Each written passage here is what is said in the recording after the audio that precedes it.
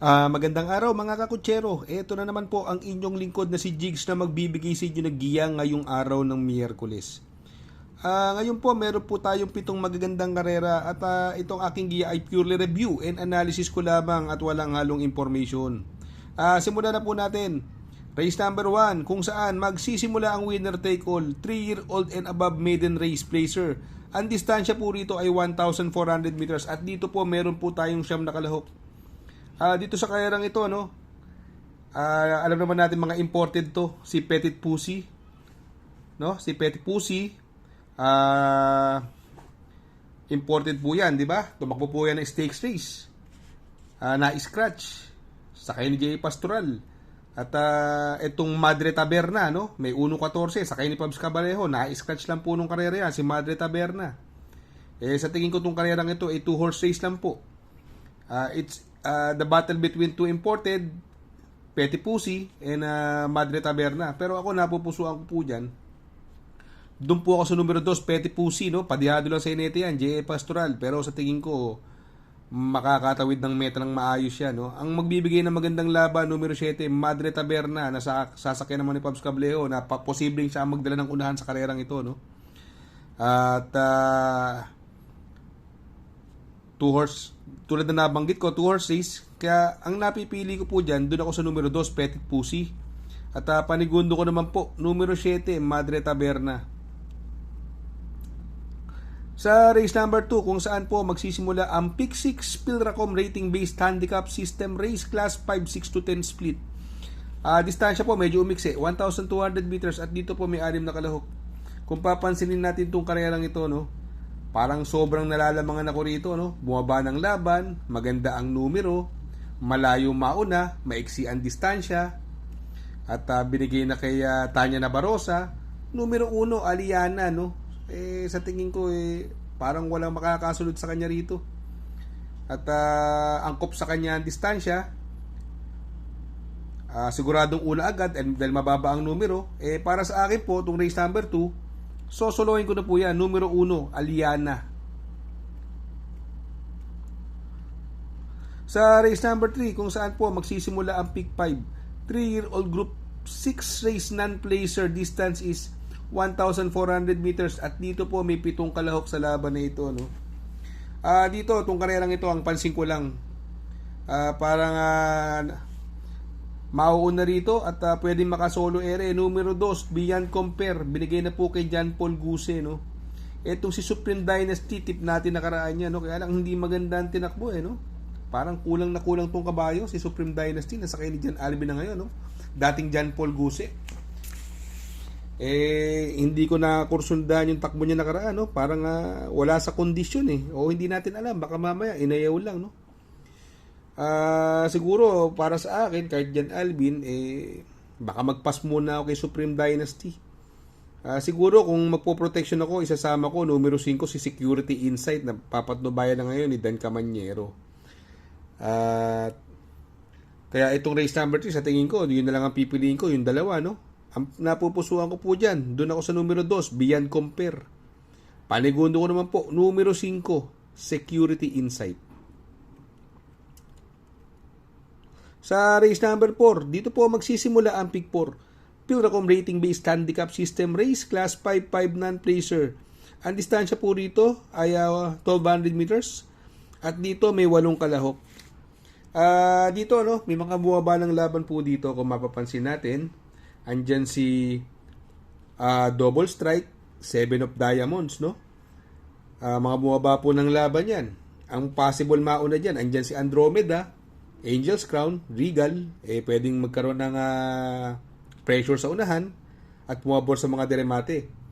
May isa ako napansin dito, yung numero 4 ng Double Strike, no? From Joel Ciego Jr., binigay na po kay Christian Advincula. At alam naman natin niya si Double Strike, ilang beses na rin pong naipanalo ni Christian Advincula yan, Double Strike. Magaling po sa kanya yan. Ito naman si 7 of Diamonds, binalik na rin po dun sa may gamay sa kanya, kay King Flores, no? At napakababa po sa laban na ito, 7 of Diamonds. Ang kalaban lang niya, distansya. Kung siguro 1,400 meters to, baka pwede ko suluhin, no? Pero since 1,200 meters, magpo-protection din po ako sa laban na to, no? Kaya para sa akin, itong karerang race number 4, ang napupusuan ko po dyan, doon ako sa numero 5, 7 of Diamonds. Panigundo ko naman po, numero 4, Double Strike.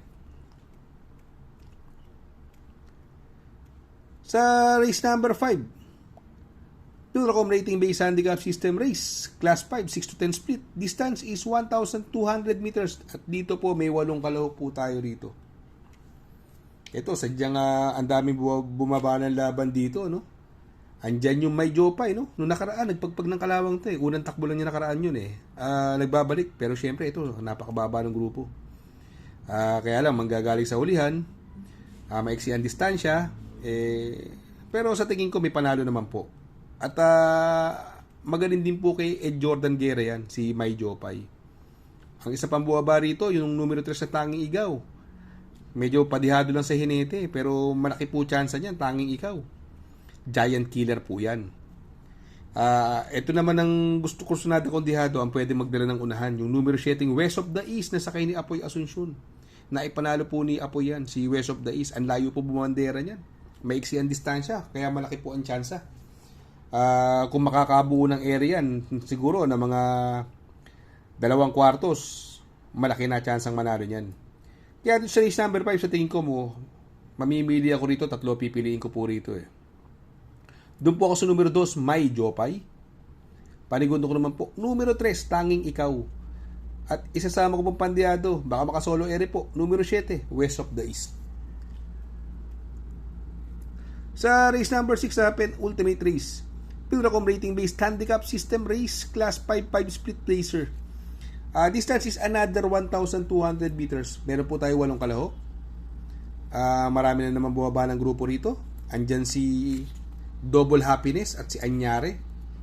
Sa tingin ko, sila ang mga horse to beat dito. Sila ang madalyamado. Ang pwede magdala ng unahan dito, yung numero 2 na si Beyond Smart, napapatubayan ni Christian Pilapil. Etong si Note Angel, galing sa segundo nakaraan. Mukhang nag-uumento to, no? 2 beses itong natitimbang, Note Angel. Maganda pong diyado yan. Etong race number 6, sa tingin ko, anybody's race. Pero ako lang, napipisil ko dyan. Doon ako sa numero 6, Double Happiness. Panigundo ko naman po, numero 5, Anyari. At isasama ko pong pandiyado, numero 3, Note Angel. Sa race number 7, sa last and final race, Pilracom Rating Based Handicap System Race, Class 4, 16 to 21 split. Distance is 1,200 meters. May 8 kalahok po tayo dito. Itong grupo na to, no? Napansin ko, mukhang malalyamado rito yung numero 2, Primavera. Hindi na niya grupo yan, no? Although i-Abrayan sakay, sobrang baba sa laban. Alam naman natin na puro stake sa mga nilalabanan dati niyan. Si Batang Kangkalo naman, sa tingin ko, itong isa sa mga bebenta dyan. At naipanalo na po ni JT Pabilik yan. Ang worry ko lang, napaka-iksi ng distansya. No? Bago mag-init ito, baka meta na, bago rumimate. 1200 meters lang po . Itong Batang After 7, ito, no? Tip natin nakaraan ito, pampermera, nakadihado nakaraan yan. No? Pwedeng makaulit yan. Batang After 7, impresibo po ang panalo niyan. At gamay po ni Arce Baldonido. Si Batang After 7, magandang diado yan. Kaya lang, ang worry ko lang, andyan si Ann Libern, pwedeng mabigay ng pressure sa kanya. Kung gusto nyo po ng dihado, ito, pansama, gamay rin po ni Christian Advincula.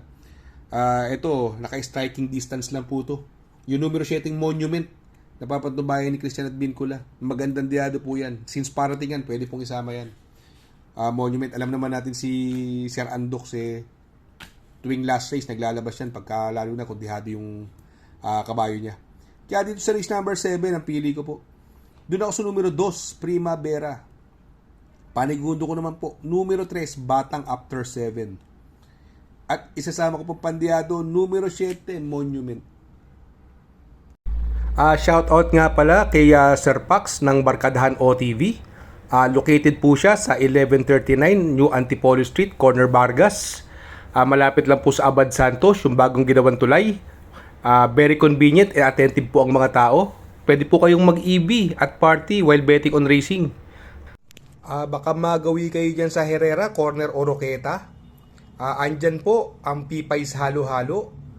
Ang isa sa pinakamasarap na halo-halo at homemade lahat ng ingredients po dyan, Ultimo Ice Cream. Tabi lang po yan ng pares at tatapat po ng kapihan. Kung gusto niyo po magpagawa ng murang salamin, dito lang po sa Visual Optics Optical. Address po niyan ay 1929 LG Comi, Favored Land Building, Rizal Avenue, Santa Cruz, Manila. Located near LRT Tayuman Station. Tapat lang po yan ng Espiritu Santo. Espiritu Santo Church, kahilera po ng China Bank. Ang Visual Optics Optical. Shout out kay Sir Arnel Mendoza. Please support his channel. Shout out po Sir Arnel Mendoza. Good luck mga kakutsero. Sana po matapat ang ating giya at yung mga nakasunod. Sana po ay magsitama po kayo. Ako yung makikiusap lamang at makikisuyo sa inyo na please like, share, subscribe, and hit the notification bell para update kayo sa aking mga giya. Good luck po and happy racing.